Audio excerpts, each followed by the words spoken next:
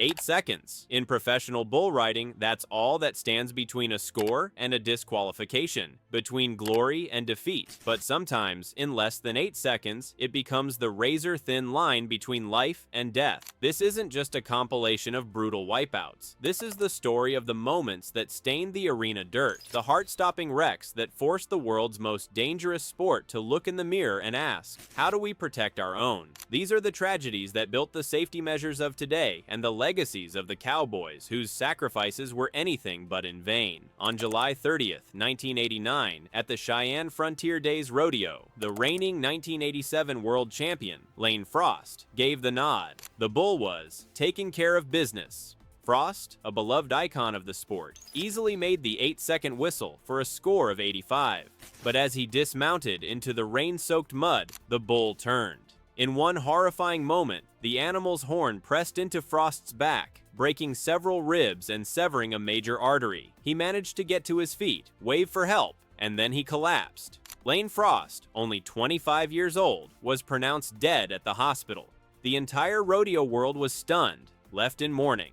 The death of a champion in his prime was a brutal wake-up call. Relying on just skill and luck was no longer enough. His death became the dark day that would unintentionally spark a revolution in rider safety. Before 1989, the idea of a bull rider wearing protective gear wasn't really a thing.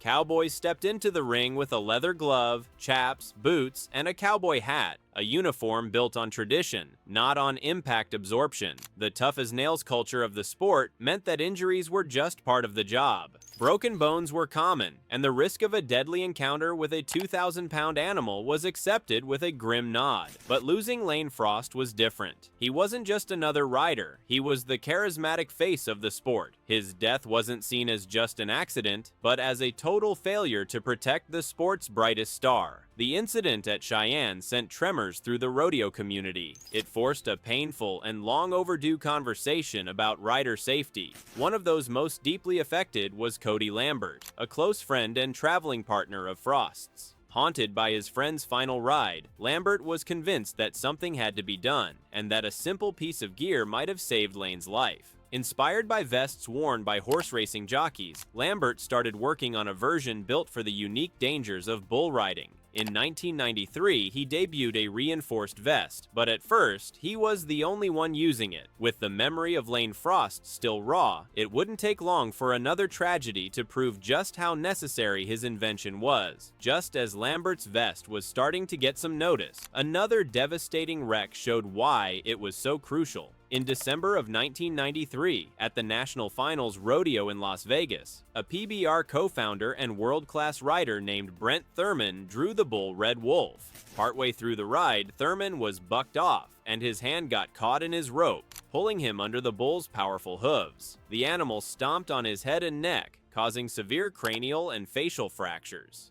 Thurman was rushed to the hospital, but fell into a coma. 6 days later, on December 17, 1993, he died from his injuries without ever regaining consciousness. He was just 25 years old, the exact same age as Lane Frost. The death of Brent Thurman, another talented and well-loved rider, became a horrifying proof of what Cody Lambert already knew. While a vest might not have prevented Thurman's head injuries, his death so soon after Frost's helped solidify the growing safety movement. By the fall of 1994, the vast majority of riders had started wearing a protective vest. The PBR, the very organization that Thurman had helped create with a $1,000 investment, made the vests mandatory for all competitors by 1996. The vest, born from the tragedy of Lane Frost and tragically validated by the loss of Brent Thurman, became the first non-negotiable layer of armor in modern bull riding. Data from the Justin Sports Medicine program showed that since the vest's introduction, the rate of serious blunt force trauma to the chest and abdomen has plummeted.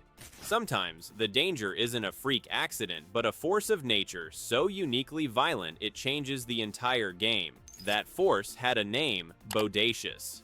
Weighing 1,900 pounds, Bodacious wasn't just a tough draw. He was called the world's most dangerous bull. His signature move was terrifyingly effective. As a rider leaned forward to counter his powerful bucks, Bodacious would throw his head straight back, smashing his skull directly into the rider's face. In 1995, this move had devastating consequences for Tough Hedeman, one of the toughest champions in the sport. During a ride, Bodacious slammed his head into Hedeman's face, shattering every major bone below his eyes. It took over 13 hours of reconstructive surgery and multiple titanium plates to put his face back together. Hedeman was lucky to be alive. Just a few weeks later, at the National Finals Rodeo, another rider, Scott Bredding, drew Bodacious. Aware of what happened to Hedeman, Bredding wore a protective hockey-style mask. It was no match for the bull's power. Bodacious did the exact same move, fracturing Bredding's eye socket and cheekbone right through the mask. After this second horrific injury, Bodacious's owner, Sammy Andrews, made an unprecedented call. He retired the bull from competition, not due to age or injury, but for the safety of the riders. It was the first time a bull in his prime was pulled from the circuit for being too dangerous. The retirement of Bodacious set a new precedent, pushing stock contractors to create protocols for removing animals that pose an unusually high risk, prioritizing human life over prize money. The stories of these athletes are a powerful testament to the courage it takes to step into that arena. Their legacies aren't just measured in championship buckles, but in the lives saved because of the lessons learned from their sacrifices. If you've gained a new perspective on the evolution of rodeo safety, hit the like button and subscribe for more deep dives into the world's most intense sports. By the 2010s, bull riding looked transformed. Vests were mandatory, and a new generation of riders was starting to embrace helmets. The sport felt safer, but a 2019 tragedy served as a brutal reminder that safety is a constant evolution, and the danger is never truly gone.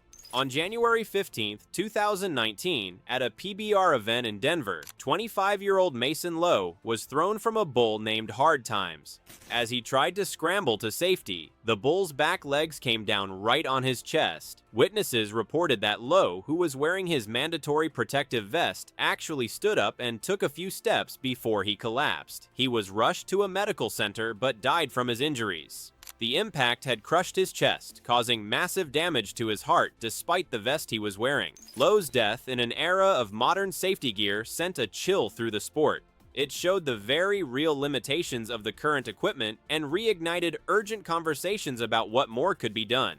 While PBR CEO Sean Gleason stated that in this case, no vest probably would have helped, the incident forced a renewed focus on helmet use and developing even more advanced gear. It also highlighted just how critical it is to have highly trained medical teams on site, ready for immediate trauma response.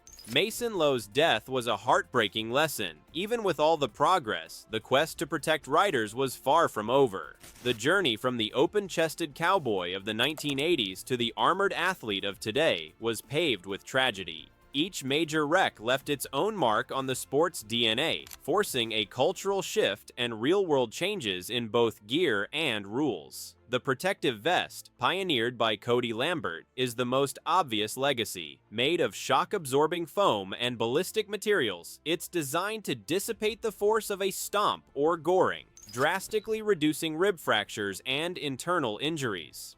Helmets have been a slower, more culturally sensitive change.